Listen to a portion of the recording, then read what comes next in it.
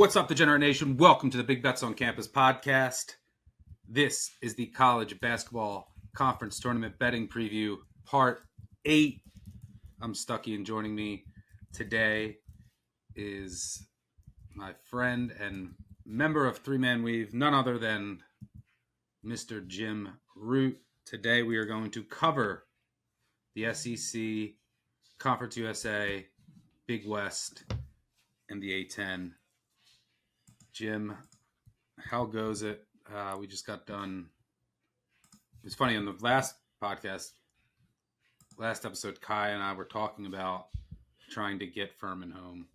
And now this is the podcast after we survived a all-time heater from Huff that I was like, it's done. This guy's not missing. And he was cooking. Luckily he didn't get the ball at the end of regulation, because I feel like it was going to be over. He didn't touch it much in overtime either. So, yeah, survived. Now we focus on the week ahead. Yeah, let's get right into it. Let's start off with some A-10. For what it's worth, tomorrow we're going to talk with Greg and Mike. I'm going to talk some A-10 again with Mike, so I won't go too far in depth on this one. I'll let you share your thoughts. Tomorrow we're also going to cover MEAC, SWAC, and Big Ten and Ivy. Jim, earlier, I'll do a quick 2-minute drill with you. Earlier, with the other members of the Weave, I'm just going to say a league that we did. You tell me a team if you have one that you like. Okay. ACC, I mean, is there any point? It's got to be Duke, but like maybe Clemson could beat them, but nobody else is touching them. Yeah, that's what I said. And Louisville might not be fully healthy, and Clemson at least will slow the game down and already beat them. How do you beat Duke, by the way? Slow down and hit threes? Yeah, I think that's kind of the formula. It's not going to be perfect, and it's tough to execute. They can still beat you even if you do slow it down and hit threes. That's going to be your only way you have a shot. Yeah, Clemson beat them to every loose ball and kind of dominated the paint in the game at Clemson. So maybe that's a little bit of a recipe, physicality and winning offensive rebounding. So that might be something. Mountain West. Mountain West off the top of my head. I think San Diego State makes a run at it, honestly. Colorado State's the hot one, but I don't fully trust them. American, we barely touched this because the bracket and the odds weren't available yet. With the argument the discussion I was having with Matt was, who do we trust more to beat Memphis? North Texas in a grinder to make them uncomfortable, even though their offense doesn't have the same upside as UAB, or UAB in an up and down game, even though they might not be able to get stops, and big Yaks will probably foul out. I think I trust North Texas more in the grinder. They got close at Memphis. The two UAB games, like, they just couldn't get any stops. I don't think you can play transition with Memphis if you're not definitively better than them. And UAB is not definitively better. Like, they can be on some nights and they have the talent upside, but I think you've got to be like a power conference team to run with Memphis. So I like the idea of slowing them down like North Texas would. North Texas lost to Temple today? Christ. It was meaningless game. Yeah, I know. But North Texas, they could lose to anyone. That's the scary thing with them, with the way that they play. Like, who did they lose to? They lost to UTSA at home. That was a real head scratcher. Yes. The MAC, are you on board with our Kent State love or no? Not really. I'm more of an Akron guy, but the price isn't like mega appealing. What else did we do? Big 12, Kyle and I went Texas Tech. Same. That's exactly where I'd go. They can beat Houston, and they've got enough depth that I think 3 games in 3 days works for them. Big East, are you a Xavier guy? Yeah, I already bet Xavier 12-1, so I will join you. the funny thing is that those odds are priced as if those teams are flipped. Like since January 1st, Xavier has been so much better than Marquette. Marquette should be the team almost that's priced 10-1, and Xavier 5-1. Yeah. The WAC, I'm kind of thinking about taking a shot on Seattle. Wow. Okay. Yeah. I mean, I think Grand Canyon's going to win it. I haven't even looked at the odds for the WAC, to be quite honest. So I don't know if they're like absurdly favored or what. Why is Grand Canyon's offense not as good as it was last year? Is it McLaughlin? Is that like for spacing and shooting? Is it just, or they're just not making shots this year? Yeah, and I think Coles is like a good player, but he's not like a connector ball mover the way McLaughlin was. I think that has hurt them a little bit. He's more of like a scorer, and that fits awkwardly around Grant Foster. And then lastly, the MAC, throw a dart. You could make a case for any team in this league. I was laughing at I filtered on Torvik since February 1st. Marist is like the worst team in the league. They're like 350th in the country, and they're like the 3 seed. They did get a key piece back, but they are one of the worst teams in the country over the past 5 weeks. And the best team over that time is Iona. You pick anyone. I said Sacred Heart as a long shot. Whew, you're ballsy. I think I would just go Iona 6-1. The fact that they are playing well, and I think the talent's there. But I don't know. After that one run with Fairleigh Dickinson, when they didn't even win their conference tournament, Tobin Anderson's lost a little luster. So maybe he's not quite the genius we thought he was. Yeah, but anyone can beat anyone in that league. I mean, it is gross. But if you haven't already listened to those episodes, make sure you check them out. We go in depth in all of them. But let's get to the A-10 here. A-10 will take place between Wednesday and Sunday in Washington, D.C. I miss when it was in Atlantic City. First round, there's 3 first-round games. Davidson, Richmond, Rhode Island, Fordham, UMass LaSalle. 5 teams get byes to the second round. St. Joe's, GW, St. Louis, Duquesne, St. Bonaventure.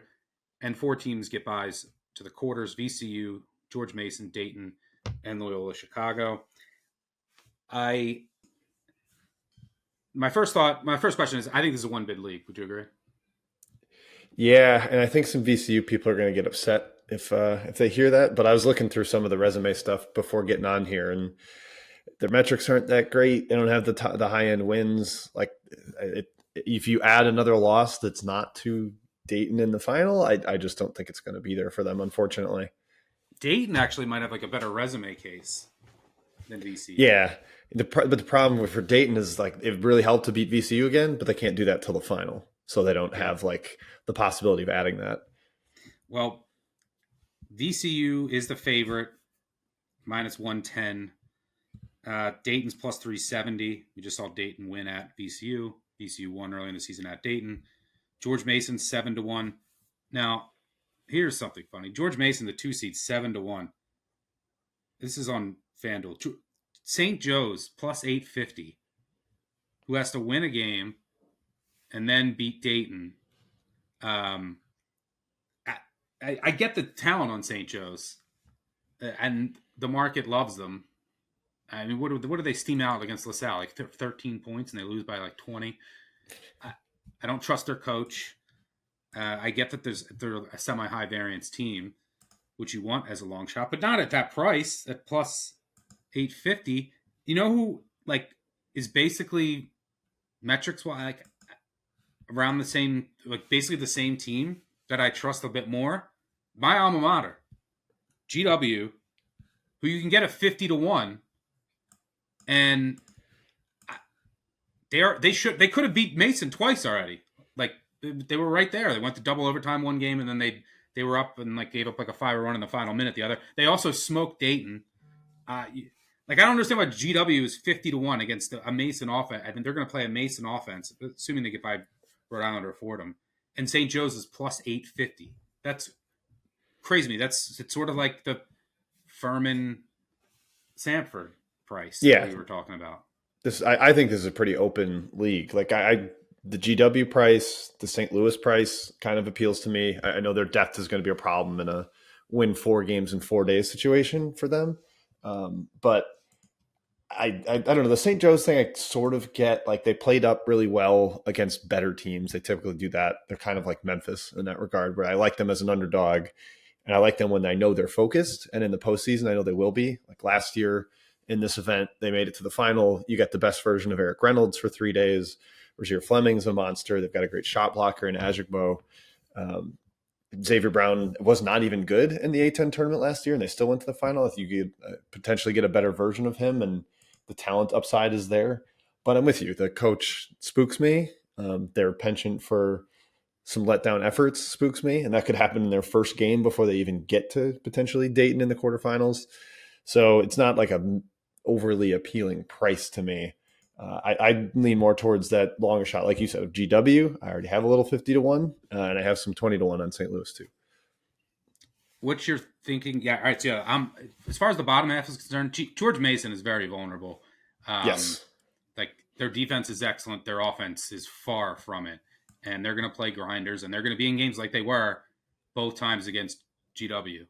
It's like 52-50 with 45 seconds to go. And then they won a lot of close games this year. A lot. Yep. And, it's in DC. So who cares if it's Mason or GW? If GW's defense is solid, they run good stuff on offense. If they can just catch lightning in a bottle from three for a couple, then they're not a good shooting team. But if they could just hit some threes like they did against Dayton when they went, 50% and beat Dayton by 20, this team can make a run. 50-1 is crazy to me. I show value in that number.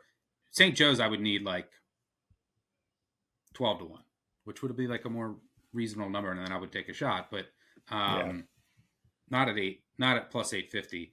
So yeah, I think GW is the look in the bottom half. In the top half, what's your thinking with St. Louis? Because Loyola's playing better of late, and they dealt with injuries during the season, and in order to get them, they'll have to beat either Davidson or Richmond. Yeah, I'm not really too scared of Richmond at all, and Davidson maybe could like execute well, but I just think the high end ability of St. Louis is way up there when they have their best five on the floor, which they should for pretty much the entirety of this tournament. The Swope, Avila, Jimerson trio is really, really tough to stop. I mean, they blasted Loyola like 2 weeks ago. Home game, beat them by 30. It was never a contest. Then they went to Dayton and followed it up when we're up at halftime, and kind of an unfortunate collapse there. But I think at least seeing that effort to back that up, they probably ran out of gas, which could definitely happen in this tournament because they have no bench. But the three top guys are really good. I think Josh Schertz is an amazing coach. And VCU is obviously a thorn in the side on that path since they're on VCU's half. But I don't know what the deal is with Philip Russell's health, if he's going to be there for VCU, because I think he's kind of a spark for them. He's a shit talker. He gets in people's faces. He pisses off the other team, but I think he fires up his own team. And so if he's not all the way healthy or even playing at all, they could be a little more vulnerable than being odds-on favorite in this event suggests. So I don't mind taking a shot with SLU at 20. My problem with St. Louis, not in addition to their depth, is their shot volume clowns. That's what scares me about them. And yeah, they beat Loyola when it didn't matter, when you go 18 of 34 from three, which helps. But there's a couple things that scare me about St. Louis. Before, I don't see any value with taking VCU minus 110, right? Would you agree there? No, I can't believe they're minus money to win. That's shocking to me. Any interest in any of the first round or projected future matchups that could happen? Just looking at it off the top, like nothing immediately jumps out, but I think Davidson out executes Richmond. I don't know exactly what the price will be in that game. But I've always believed in Davidson's upside a little more, and the offense actually it can be pretty good occasionally. But their last 4 games were SLU, VCU, Loyola, Bonnie's, like kind of a tough stretch there. Got blown out at VCU, and the problem is they lost Sean Logan early in the season, who's the big shot blocker, and so the defense has been a real problem without him. But against Richmond, who's young and has never really put it together with Chris Mooney's offense, which really requires a lot of continuity, which they didn't have as much this season, I think that's a good look for first round. I'll also say one I already mentioned, taking the points with GW if they get there against Mason, where points will be at a premium. I will most likely be on that one. All right, let's move on to let's go to the Conference USA. Let's head down to Huntsville, Alabama, where all 10 teams will compete in the tournament. The top 6 teams receive a bye to the quarterfinals. The first round games will be played between UTEP and Sam Houston, in addition to Western Kentucky and FIU on Tuesday. Quarterfinals are on Wednesday and Thursday. Championship on Saturday, semis on Friday. Your top 6 seeds who received a bye. Liberty is the top seed. 2 seed Jacksonville State. 3 seed Middle Tennessee. 4 seed Kennesaw. 5 seed New Mexico State. 6 seed La Tech. Very bizarre league all year. And right off the bat, if you told me any one of these teams besides FIU won it, I wouldn't be floored. I mean, FIU is just bad. I mean, they can get some offensive rebounds. They can turn some teams over, but that's about it. Throwing them out the window.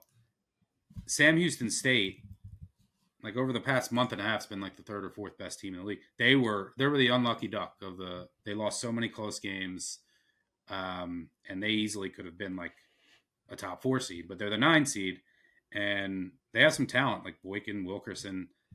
They can make some noise. They can beat anybody in this league on any given night. You have UTEP at 25-1. They want to run, force turnovers, get to the line. They have no rim protection. They can't rebound. They play like chaos ball. They just want to make their games chaotic. They ended the season pretty poorly, but on a good day, I mean, they won at Liberty. Western Kentucky, they want to run, they'll press. They get enough. There's nothing at the rim on either end. You're not going to get to the rim on them. They're not going to score at the rim. Their offense is ugly, though. It's like, does Dom McHenry go off or not? La Tech 12-1. Interesting. High major talent, maddeningly inconsistent. I haven't been able to figure out this team for one single day all year. I guess they're kind of shot volume clowns. They turn it over way too much. The guards are bad. Yeah. Guards are bad. The guards can't defend. They play Middle Tennessee, and a team with a lot of upside as well. La Tech swept Middle Tennessee, who's another kind of shot volume loser. And Middle Tennessee won't really turn them over, which I think is what helped La Tech in those matchups. Let me start there. Well, let me just go through the rest of the teams, I guess. New Mexico State, the 5 seed, I think they're like, by some metrics, they're the 2nd best team in the league. They're plus 500. Great defense. Although no one can make a 3 against them since February 1st. They're on high volume. Teams are shooting like 26% from 3. But ugly offense, like just bad mid-range jumpers. Like, yeah, it's gross. Kennesaw State, they want to play faster. They're rebounders who can't shoot but still attempt a bunch, but they get rebounds. But they also have turnover issues. But they can play up and beat anyone. They just won at Liberty. Jacksonville State, probably overseeded here, but there's not much difference between a lot of these teams. But they were running well from 3 for a while, and they have a backcourt in Pierre and House who can just cook on any given night and go off. I mean, Pierre could go for like 38 on any night. Yes. And then Liberty is the best team. Nationally lead offense, great motion. They're going to win the 3-point math every night. Great shooters, but everything that they do on offense is just beautifully run. And then no one can make a 3 against them, but I think it's real. I don't know. It's like every month it happens. I know this league isn't a great shooting league, but so let's start at the top with Liberty, plus 115. How good is this team, and or are they vulnerable to some of like the athletic teams in this league? Yeah, I think they're overpriced. I know they grade out really well analytically and are separate from the pack, but plus 115 for a team that lost at home 3 times, like I don't know. They're okay. I mean, they lost 5 times in the league. This isn't some two-way dominant force that's untouchable. Plus 115 is shocking to me because I think anybody can beat them. They can lose to Agreed. anybody. They play slow, so they're going to be a lot of low-scoring games that are not letting their talent edge bear out. They're really well coached, though. They don't beat themselves. They've got good guards. They're tiny in the backcourt, like 5'9", 5'10", but they're good. They're talented. And Aquino, the beast up front, JUCO transfer, he's everywhere. I love watching him play. I don't like that number for them because I think this league is mega wide open. So I Yeah, if they have an can't. off shooting night and they're not going to get any rebounds, Yeah, it's all yeah, get they can back get on picked off defense. anyway. Like, yeah. Yeah. Jacksonville State, kind of ISO ball, but super talented backcourt. Uh, any thoughts on the Cox? I mean, if you're like the person that is say I want the best player in the tournament, that would be Pierre. I mean, he is just a ridiculous scorer. He's evolved into an even better player this year than he was in the past, and is like completely taken over that offense. But I don't think there's enough depth there, enough consistency, and they kind of lost it down the stretch. I mean, they were 9-2 in the league, and then lost 4 of the final 7, and kind of fell out of contention for the very top there. Just lost at home to Kennesaw when they had a chance to share the conference title. So I don't really trust them. There's not enough beyond Pierre if he's having an off night. Yeah. And then are we not giving enough credit to New Mexico State's plus 500, Kennesaw's 14-1 at a book I'm looking at. They play each other in the first round. It's going to be like close to a pick 'em. It's a coin flip, right? Yeah. What's the price discrepancy there? I don't know if they like the market thinks New Mexico State's undervalued. They played a couple bad games when Filipovich was out, their big guy transfer from Maine, but and they played one bad game without him. I don't know. I think I also don't think that's Kennesaw and New Mexico State can beat Liberty. They're too like undisciplined. Like I watched their first 2 games where they lost. What was really telling to me is when they lost that game at home in like a super good spot. Like they had Liberty going all the way out there to Las Cruces. It was their second home game. They had like 6 days of rest. They had lost the game before at home, and they lost by double digits. That was super telling to me. yeah. The And travel I was just don't trust them. brutal. Like their structure of their offense is so bad compared to Liberty. Yeah, well, it's kind of UTEP's got that same thing too. Like they're a little bit sloppy. Like Golding was pressure heavy at Abilene Christian. He's been pressure heavy at UTEP. That's what he's relying on, and the offense just isn't pretty. Sometimes it's get after the offensive glass, but this UTEP team can't offensive rebound. New Mexico State can't really either. So yeah, I'm not Do a you huge fan trust of them. Kennesaw to like at this price to maybe make a run? I Is think that they've worth got a the look? high end talent. Like I think there's a good chance Adrian Woolley is playing for Alabama next year. He's from Tuscaloosa and he's awesome. So that's how good he is. I think he could potentially be in the SEC. Stud freshman. And then Cottle's a big time like shot maker, scorer, creator in the backcourt. Their high end outcomes are pretty darn good. There was a point where they're number 2 in the league in 2-point percentage offense, number 1 in 2-point percentage defense, which I think is telling for sustainability of how good they actually are. And yeah, they're gonna control the glass.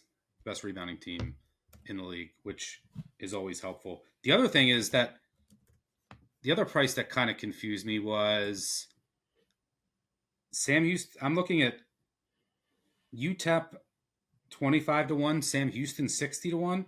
Why? That's a coin flip. I think Sam Houston's better too. Like you said, they were snake bitten. They lost 3 games in OT. I think a couple games by 2. They won the league last year and brought back a couple of guys from that team. Wilkerson is the star.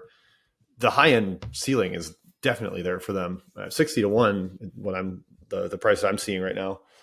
I don't mind that. I know they've got to go through the opening round game and then Liberty right away, but 60-1, that's way up there. Yeah. I agree. And yeah, they would play. If they beat Liberty, they would get a day off too, because Liberty would play on Wednesday, I believe. So if they win two, they get a day off before the semis. In the bottom half, help me decide between like, so Middle Tennessee was a team that I was kind of thinking about before the bracket, before the odds, before anything. And then La Tech, we haven't been able to figure out all year. I mean, La Tech, Middle Tennessee to me is a coin flip, and La Tech's 12-1. Am I gonna fall for this? The talent they have, like high major guys. You got Bacho, like they're so inconsistent and they play slow, and there is some talent there. Like you throw all that together, they start with a team they swept. Jacksonville State probably overseeded as the 2. Like the path is, am I going to fall for this and then they're going to get trucked by Middle Tennessee? It sounds like you're going to fall for it, but yeah, I mean, they did beat him twice, so there's something to that a little bit. Bacho is the best big man in the conference, great rim protector, scorer. Like he doesn't belong in this league, but we did the OVC like on Monday, Stuck, and this is kind of like a better Morehead State to me, where why aren't you better? Like it Yes. drives me nuts when I watch them. Yes. So I wish you well if you trust them, but I'm not going to do it. I might just have to put something small on it. Just to protect yourself in case they go on a run. You'll feel like I've been thinking about it for like days. So what did you play here? What do you think is going to happen? What is your overall thoughts? If I had to play something, I would throw a little on Sam Houston. I haven't actually bet this conference yet, and then I like Kennesaw as a gamble on the high end outcome with a younger team. It just lack consistency, but I think like you talked about the glass and then the interior dominance. I think that matters. All right, good stuff. Let's move on to UC San Diego's league. I think it's called the Big West. Some people refer to it as UC San Diego is a wagon, as many who listen to this podcast know, that I've been talking about for a long time. My fear is if they don't win this league, they're not getting in because every bubble team wins every game now. Do you agree with that? They're not going to get in if they don't win this league? I think if there's not like more bid stealers, they might get the like, what was it, 4 or 5 years ago when Belmont got in and didn't fully make sense on resume. And I guess it was Rick Bird's last year. So maybe there's some sentimentality to it. I hope they get in. I think there's a chance they get sent to Dayton and just kind of like hey, look, we sent a mid-major team there to give them a chance. But I don't know. Maybe the at Utah State win saves them. Like, hey, they won at an at-large team and they're like big shot at it. Maybe that earns it for them. Are we sure Utah State's in? Are we sure San Diego State's in? No, I'm not sure. We'll find out. Yeah, if we get more Mountain West teams and UC San Diego gets left out, I might just put a ton of money on UC San Diego minus 160 to win it, because if they don't get in, they don't win this, I'm going to be miserable. So might as well be poor and miserable. I did see just general format. You can bet on Cal State Fullerton, Hawaii, or Long Beach if you want, even though they're not in the tournament. For some reason, the odds are available. Yes, for the Big West tournament, which take place between March 12th and 15th, the top 8 teams make it. Hawaii, that's sad. Hawaii didn't make it. I did not expect them to be one of the bottom 3. They're better than Bakersfield, man. Yeah. Beach and Fullerton are full. Cal State Fullerton, man. Oh my God. Dreadful year. That might be the most rollover of a team we saw this year. I mean, they were getting blitzed by everybody down the stretch. Yeah. This format rewards the higher seeds. UC San Diego is the 1. UC Irvine is the 2. They both get double buys to the semis on Friday. Although UC San Diego probably didn't get – they probably got a tougher matchup with Cal State Northridge as the 4, who's better than the 3, UC Riverside. Don't let Matt Cox hear you say that. Riverside's his darling. And then the first round games are UC Santa Barbara, Cal State Bakerfield. Shout out, we were talking about all the melts this weekend. Shout out to that melt by Santa Barbara against Irvine. I had another one last night. Oof. Where they were up like 16 with 10 to go and lost. And they got up like 80 points to Irvine in the second half. That offense can't score 80 points in a game. It's insane. It all felt, Swenson fouled out and like he was going nuts and fouled out with like 18 minutes to go in the game. Oh. Santa Barbara is they're just 3-point shooters. They got sharpshooters all over. So that's like what makes them intriguing. They'll take on Bakersfield, who in the first round, Bakersfield is just dinosaur offense. Mid-range for days. Yeah. D is bad too. I don't know how they're in this. So yeah, I would anticipate Santa Barbara gets past Bakersfield to take on Cal State. Northridge wants to play fast. They're super athletic, good shot volume team. They can get burned from three. They foul a little bit too much, but it's a team that could make noise. I wouldn't be shocked if like they upset UC San Diego. Like I wouldn't be floored if it happened. Yeah, I mean UC San Diego was beating everybody by 20, and then they like came within 2 possessions of them, which was shocking considering how well UCSD was playing. Yeah. So I assume we get, but Santa Barbara could beat Northridge because Northridge can get burned by threes, and so I wouldn't be shocked if it's Santa Barbara either. Then Santa Barbara would get killed, I think, by UC San Diego. Yeah. In the bottom half, UC Davis taking on Cal Poly. Cal Poly, how about Cal Poly? I love that team. I love them. One of the biggest coaching upgrades in the country from last year.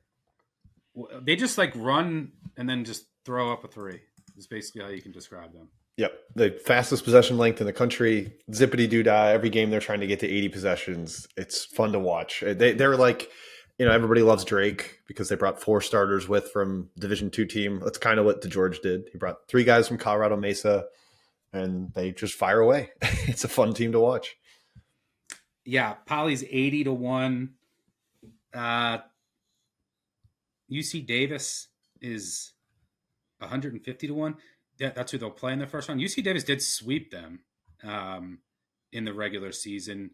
UC Davis is it's the problem with them is it's just TY and nobody else. And it's TY taking mid-range jumpers. Yeah. Like, how many of these is he going to throw in tonight? Yeah. So decent defense, but you can't trust the offense. That Riverside is down there as well. I guess Matty is a big Hargress guy. Is that? Yeah, Hargress and Moses, I really like that backcourt. And they're the only team in this league that beat San Diego and Irvine during the regular season. Those are both at home. But I think they can kind of play up because their guards are so good. I think they're really well coached with Magpeo. And they have a little bit of size if Armo Trading's playing. He missed one game earlier this year and they got like shellacked in the paint. So as long as he's out there, they're good. I think they could compete with Irvine in the semis, and that would spook me if I was looking to back Irvine because I think Riverside could get them. Yeah, Irvine elite defense as always, especially in the paint. Big bent, big German is a big part of that, but it's Russell Turner and his defense. It's always going to be well schemed. You're never going to get much at the rim. Their offense, still not a fan of. They also might have lost Miles Che, who got hurt and left the game against Barber and never returned. And it looked pretty bad. Haven't got an update there, but that's worth noting. So Irvine's plus 170, CSUN's plus 1,200, Riverside's 14-1, Santa Barbara 40-1, Cal Poly 80-1. And you're getting into the deep long shots. If you want to get crazy, Bakersfield is the same price as Hawaii, and Hawaii is not in the tournament. Yeah. At least they're participating. Yeah. So what do you see here? Where would you look? What are your thoughts on UCSD's league? I don't mind if like you wanted to parlay UC San Diego with another favorite. I did that with High Point in the Big South. That was a little scarier than it needed to be, but that got home, so I don't mind taking a look at that if you're Well, into that. I that guess. doesn't do anyone any good. That's already happened. Well, I'm not saying that's who you. I'm just saying I have done that already with a big favorite, and I think it is a functional strategy with parlaying some of these futures. But the Riverside's the price I like. I know you're not a huge fan of them, but I just love the backcourt. I love Magpeo. I love that we've seen the high end outcomes from them where they've beaten both of the top contenders in the league, some big time shot makers. And as much as I want to back Poly, I can't do it because they don't play that much defense. So I won't endorse my Poly boys. Uh, Although I will endorse them in that first round game. I think they will take care of business against Davis. Get the monkey off their back there after getting swept. Duke or Yale? Someone wanted to pair UC San Diego with someone. I would Yale probably pay go much more, but Duke's safer. And I would think I'd go Yale because I don't know. They only have to win 2, which helps, and I think they just kind of lost focus late in the year after they'd already clinched the title, and there's no at-large stuff to play for, no seeding. So I think maybe I will just end up doing that. A Yale and San Diego parlay. You talked me into it. I just asked the question. It sounds like you're put something to it. But Princeton's already showed that they can't play with Yale because Yale's going to shoot 60% from 2 and Princeton's going to shoot 24%. That's what's going to happen, just like the first 2 meetings. Dartmouth stinks. Great story, but come on. They're not beating Yale. And Cornell's the only one that could beat him, I think. Yeah, just go fire flames from 3. So yeah, maybe that's the look. I don't disagree with you though. I have Northridge just slightly power rated ahead of Riverside. It's all. Yeah, they're just on the wrong side of the draw. If Northridge was the 3 seed, I'd recommend them if they were on the Irvine side. Yep. All right, let's move on to our last league that we'll talk about today, the SEC. It just means more. Will be held between March 12th and 16th at Bridgestone Arena in Nashville, Tennessee. And this is the first time we'll have this league since it expanded to 16 teams.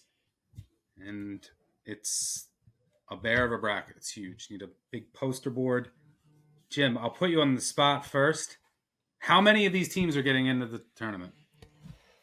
13. That's what I'm going to go with. I think they've got like 12 locks right now because I think Vandy and Georgia are like both definitely going to make it. Yeah.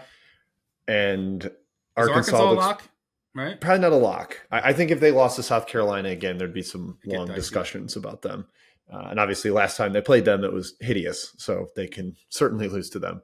And then I think Oklahoma's going to get in. I know the 6-12 SEC records are going to mess people up and they don't like that. But if you just took that off the team sheet, which it's not on the team sheet, the quadrant wins, 6 Q1 wins, and like the overall record, where they got some of their wins, like neutral sites and road, I think Oklahoma should be a tournament team. So there's your 13. Apologies to Texas. No, never mind. No, I'm not apologizing to Texas. No, but everything that happened, see, how I want to bet this SEC tournament is I want to bet Texas 250 to 1. Or actually, no, I should bet Texas 250 to 1 and South Carolina 500 to 1 because the SEC puppeteers are going to make sure that we get 15 teams in somehow. So like Texas, it'll be Texas to the semis against South Carolina. LSU also maybe LSU wins it. I don't know. I'm just kidding. So obviously Auburn is the favorite. They're plus 150. They're the top overall seed. The top 4 seeds receive double buys to the quarters on Friday. The 2 seed is Florida. 3 seed is Bama in the bottom half with them. Tennessee is the 4. Keep in mind this is played in Nashville. 4 teams get a single bye to the second round. Kentucky, Missouri, Texas A&M, and Ole Miss. And then you have 4 first-round games which illustrate the depth of this league in that you have 1, 2, 3, 4 probably locks playing in the first round of the SEC tournament. Alabama plus 425, Tennessee 6-1. Then you get down to some longer shots. Kentucky 19-1, Texas A&M 25-1, Missouri 25-1. We could go a million different ways here. I guess we'll start at the very top. Well, actually, I'll just ask you, do you have an overarching thought, or when you first look at this, or anything that comes to mind? My big overarching thought is who wants to win it, and like what's the mindset of the elite teams, where like Auburn's locked into probably the number 1 overall seed, or definitely at least a 1 seed. Florida, Alabama, Tennessee are all 1s or 2s. And like last year, Alabama lost right away and made the Final Four. Florida had a guy break his leg last year. Like Todd Golden's had guys get hurt in the conference tournament, both at San Francisco and Florida. Are they really going to go balls to the wall, even though I think they're awesome? Hasn't Barnes said stuff like hinted at like it might be good to lose? Yeah, and like Auburn has been experimenting a little. Like they played a bunch of zone at Texas A&M, which they don't really ever do. And obviously they weren't that sharp against Alabama this weekend. So I don't know. I don't feel like the elites are as untouchable as maybe the seeding resumes would indicate. So I wouldn't mind digging a little further down. I know you're probably going to wax poetic about your Aggies. I look forward to that. I don't know if I can get there. So what I'm worried about with Texas A&M is, well, like they're playing in Tennessee, first of all, and they're probably going to beat Vandy in Tennessee in back-to-back games. I do like their matchups against Tennessee and Auburn. Like Tennessee, it's just going to be a rock fight. In the first game that they played, Tennessee went bananas from 3, and Texas A&M went 5 of 30, and they had a chance to win. Like it was like tied with like 2 minutes to go. Texas A&M is not a good shooting team, but they're not 5 of 30 bad. They're more 6 of 30. That one more 3 would have been big. That might have been all they needed. But the problem, I worry about Vandy against them and Vandy's shot making, which we saw when Vandy played them. Vandy sleeping in their own beds in Nashville? Come on. Yeah, but Vandy's going to get a max super effort from Texas. So like that's second, because if I was confident, if I was super confident Texas A&M could get to Auburn, I would like their price, because one, the Auburn motivation. Baker Mazar gets suspended, maybe it's a possibility. If he doesn't, he'll get himself kicked out anyways. Yeah, he'll get himself kicked out. But A&M legitimately matches up extremely well with Auburn, because how do they score? They get offensive rebounds and they get to the line. Auburn fouls and allows you to get offensive rebounds. And Buzz Williams just calls out Auburn's plays, and they know how to adjust every single possession. Like Buzz Williams owns Bruce Pearl. He's going back 5 years. So it's like a legitimately good matchup for Texas A&M. But there's the Tennessee landmines in there. So I don't know if I can quite get there. And then you got to just trust that A&M goes 4 games in 4 days without someone going bananas from 3. And, all playing on the same rims in the same gym back-to-back days. I don't know. Let's start on that little section. Do you have any thoughts on Vandy, Texas A&M, Tennessee? Well, yeah. So Vandy won the only meeting between them and Texas this year, but that was at Vandy, so they didn't get the return game. I just don't really trust Texas. Just the style, it's kind of archaic, barbarian ball of mid-range. Like they've got a bunch of one-on-one players. Trey Johnson's amazing. He's going to go in the first round of the draft, but it's like him, Jordan Pope, Traymon Mark, Kaluma, just like kind of trading iso ball, taking tough shots. Vandy's so much more. Pin down screens for Johnson. Sometimes it works. Sometimes he'll go for like 38, but he just has to hit like a million tough shots, which he can do. Sometimes. That's why like they're not sustainable, because it's so tough consistently. Vandy's so much more analytically savvy. Like their shot diet's way better. They turn you over and they don't turn it over, which is really helpful for their shot volume. I like Vandy there. Yeah, because Then I Texas can just get Vandy can get bullied by some teams, but not Texas is not one of those teams that's going to bully them. yeah. Then the Vandy versus Texas A&M is like rock versus paper, where like or not even that. Like Texas A&M can pound them inside, but Vandy's one of the best shooting teams in the league, and as you said, they're pretty prone to that with the way they're so compact on defense. It looks like a zone. That would concern me there for A&M. Yeah. Um, yeah, so that's what worries me there. In the top half, I might bet South Carolina again against Arkansas. Um, see what number we get. But I don't think it's a terrible matchup for South Carolina. We'll see if is Theo back? I think still TBD. I would kind of expect him to play, but I don't know. Maybe they're like because you can't say we're going to hold him out till the tournament because you don't know if you're going to make the tournament. So Yeah. I wouldn't do He that. does matter. I think he's one of the most important players. I mean, credit to Arkansas for what they've done without him. But Yep. I think South Carolina can work through Mary Boyles in this matchup like they did in the first meeting. Now, granted, Arkansas is not going to start 1 of 27 or whatever they did from the floor, but we might get a inflated number there with like, hey, Arkansas wins this game, they're going to the tourney. I might push back against that. Yeah, it's only 4 on Ken Palm. I think that's going to be like 6 in the market or something. Hopefully, yeah, 6-7 would love to get that. Ole Miss. Like, here's the thing. I mean, unless Auburn just really doesn't care, Ole Miss can't beat Auburn. Like, schematically, Auburn Yeah, those matchups rips were their defense apart. blowout this year. Yeah, So, like, I don't know. I have Auburn in the semis. There's just no one that interests me among Arkansas, South Carolina. Arkansas's 150-1. If especially if they don't have Theo, they have no depth. You're asking them to win 5 games in 5 days. No thanks. Ole Miss, for what it's worth, is 65-1. So, any prices in the top or any matchups in the top half interest you? I sort of like of the top 4 teams. I like Tennessee's price the most. I mean, they're the longest odds of the Alabama, Auburn, Florida group.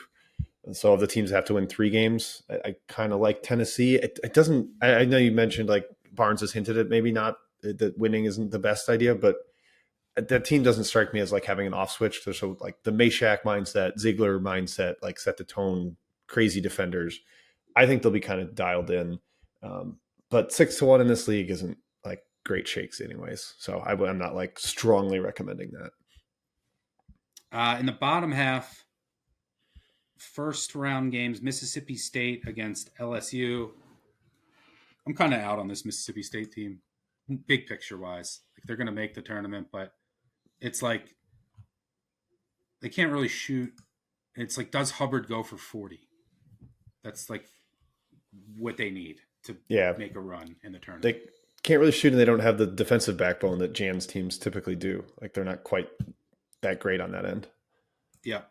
The winner of Mississippi State LSU will take on Missouri. Who stinks Mississippi right State, now? by the way, 150-1. Missouri is how worried are you? Legitimately worried are you about Missouri and their defense? Gates late game stuff. Where do you stand with Missouri? And like, is your hopes of a deep run, have they been dashed? Yeah, I'm really worried. Some of the lineups are weird. Like you can't play Trent Pierce and Jacob Cruz together because they can't defend, and we see too many lineups with them sharing the court. The defense is a problem. They should be better on the ball with Perkins and Robinson are 2 on-ball defenders, but they get beat off the bounce a lot, and the defensive rebounding has gotten way worse. Like they competed on the defensive glass with some teams in the first half of conference play and have not been able to sustain it through the back half. Vanderbilt grabbed over 50% of their misses against Missouri. Like that is horrible.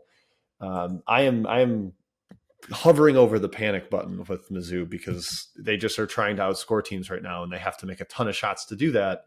And I don't trust them to do that more than once ever. Like they did it against Alabama 1 game, and then they ended the season on a 3-game losing streak.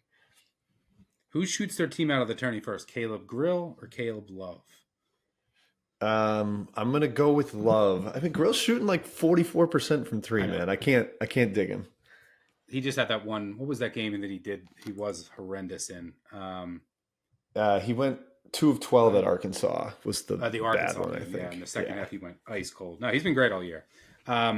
So most likely Mississippi State, Missouri winner will take on Florida, the 2 seed, who's been amazing and probably not talked enough about. And maybe I'm not giving them. I haven't talked about them enough. Like I always say, like no one's talking about them enough, and it's like, well, maybe I haven't talked about them enough either. Yeah. I think the media part of that was like Todd Golden and all that stuff that was going on. So like yeah, if we talk about them, we have to talk about that. Yeah. So like people didn't want to go there. But I think that they're clearly one of the 5 best teams in the country. By the way, I have, you know who mine is? Maybe you agree with this. I think I've seen you tweet about it, but one of my top 5 best teams in the country is? Texas Tech? Yeah. Yeah. Fifth. I love that team. Picked them to the Final Four in the preseason. I'm riding that one. I have Final Four features on them too. Let's get it done. Texas Tech. I'll be in Vegas for Final Four, hopefully watching Texas Tech versus UC San Diego. We can only hope. So, yeah, Missouri, Mississippi State winner takes on Florida.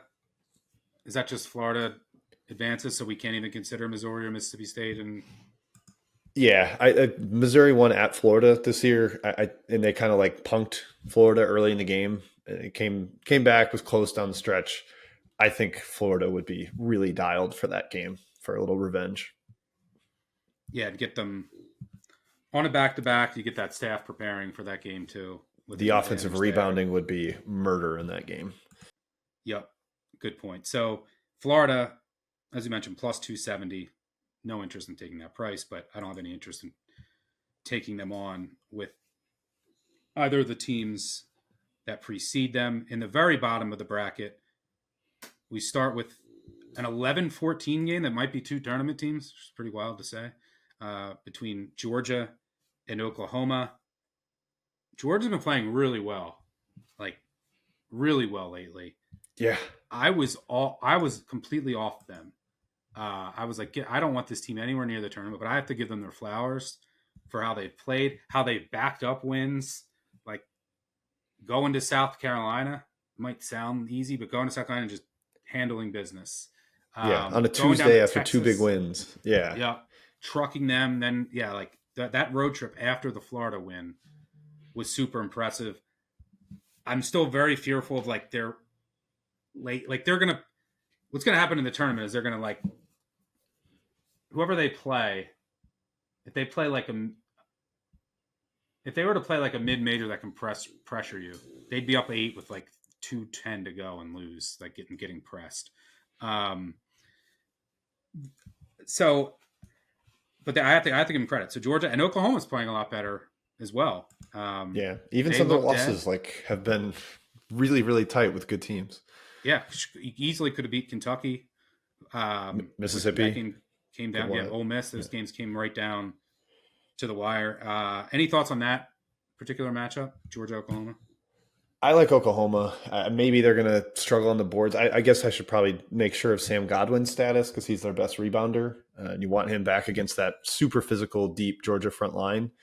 But I love those guards. And it seems like Fears got through. He hit a freshman wall for a little bit, and he's way out of that funk. He's been really good lately, handling the ball a little bit more. And they've got shooting speed. I like that perimeter a lot. And Moser's been a pretty good tournament coach in his day. So I would lean towards the Sooners. Well, Oklahoma's 250-1. Anyone can beat Kentucky. Yeah. So like Kentucky has, I mean, they're not going to play much defense. Probably going to be a shootout. Georgia, by the way, is 110-1. Kentucky is 19-1. Kentucky like plays up so well, and then like against the mid pack, they play down to them. It's an interesting team. Interesting how that would profile to the tournament because they're going to be like they fit all of the characteristics of a high seed that gets upset, which is so sad for Lexington because this just always happens. Now we got a new great coach, And it's just So like, well, the team profile is kind of the same way. the pitchforks would come out for Pope because like the knock on him when they hired him was he hasn't won a tournament game. And if he immediately got upset in the first round, people are like, we knew it. This guy's a fraud. I don't think he's a fraud, for the record, Kentucky fans. I think he's a great coach. Yes, agreed. I've said that from the jump that I'd love to hire. Hopefully we can just get a run. I mean, Kentucky can beat anyone, but they can get upset in the first round very easily. Winner of Kentucky versus Oklahoma or Georgia will take on Alabama fresh off their upset win at Auburn. I'm off the Tide as national champion contenders. Maybe it's a hot take. I get the upside. I don't trust their defense. So, if they're flaming hot from three all the way through the tournament, I mean, they don't have to be all the way through the tournament. At the very back end of the tournament, yeah, I can see it. But, I'm picturing them playing, in order to win the national title, I'm picturing them playing the other elite teams. And I can't trust their defense. Now, the pushback is, well, they just won at Auburn. Well, yeah, it helps that Auburn's beat up. One of their best guards gets thrown out of the game. So I don't know. Where do you stand on Alabama? I'm the same with the defense. It's leaky. I don't think they're really very good at keeping the ball in front, which makes their interior defense get even further stressed. And when Cliff's not out there, they've got no rim protection, not a ton of vertical athleticism. And then I think the sneaky part with them is that they're not that good of a shooting team. They have three really good shooters: Sears, Youngblood, Holloway. But then they let a bunch of bad shooters fire away. And I think that can shoot them out of games. People see, oh, Alabama had a bad shooting game. It's well, because Aiden Sherrill and Jaron Stevenson and Grant Nelson took a combined 15 threes and made two. They're bad shooters. So that's what, along with the defense, the fact that they can be prone to having bad shooting games because everyone has a green light is a problem. Yeah, and they're shooting 40% over the last 10. There are stretches of 10 they were shooting 32%, and everything didn't look as pretty. If I was an Alabama fan, I'd be worried that a stretch of those games might be coming. So Alabama is priced at, Kentucky is priced at 20. Hold on, I just lost my odds. Oh, Kentucky is 19-1. Alabama is around 4-1. I mean, I prefer Kentucky for sure. that piques my interest for Kentucky because Alabama Kentucky is a legit. It just looks like an NBA game, and it's oh my god, it's fun to watch. But I'm all right, the team's up 12. Who cares? Yeah, it does. I'm catching 12 and I'm up 4. Who cares? They can go on an 18-0 run in the next 3 minutes. But Kentucky with their upside. They're going to have a big fan. They always have a big fan presence there. Am I crazy for talking myself into that? No, I don't think so. We know that the high end ceiling, they're up there in the country in quad one wins because they play really well against great competition. Just sometimes their defense is a little leaky against lower caliber teams. Are you worried about no Jackson Robinson? Or are you kind of I think we've seen them without him look good enough that I'm not as worried. They've got a bunch of shooting. Yeah, and he's not bringing anything defensively to the table. Not particularly worried. But the path is they could lose to Oklahoma, and then you're probably going to have to beat Alabama, then Florida, then Auburn, or Tennessee. Yeah, I guess it's not. That's not happening. And that's why the prices are what they are. Where the cutoff after the top 4 is so crazy because you're you have to beat 2 or 3 of these elite teams. That's so hard to do. Yeah. So I think ultimately at the end of the day, my recommendation, if you want to bet this, just say Taylor. it. I just say it. I just say it. I knew that's where it was going. I'm worried about the Vandy game, but I assume they're going to be focused there. Buzz Williams is a great coach. They'll have time to prepare for that. And Tennessee will be a rock fight. They match up well with Auburn. Who knows what's going on with Auburn?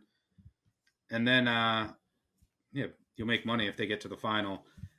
The good thing about Texas A&M though is that they are a high variance team. Like if they just have a couple games where everyone's cold, um, they're going to beat you up on the boards, and they have been running bad from three for quite some time. So at 25-1, I like their path better than Kentucky's.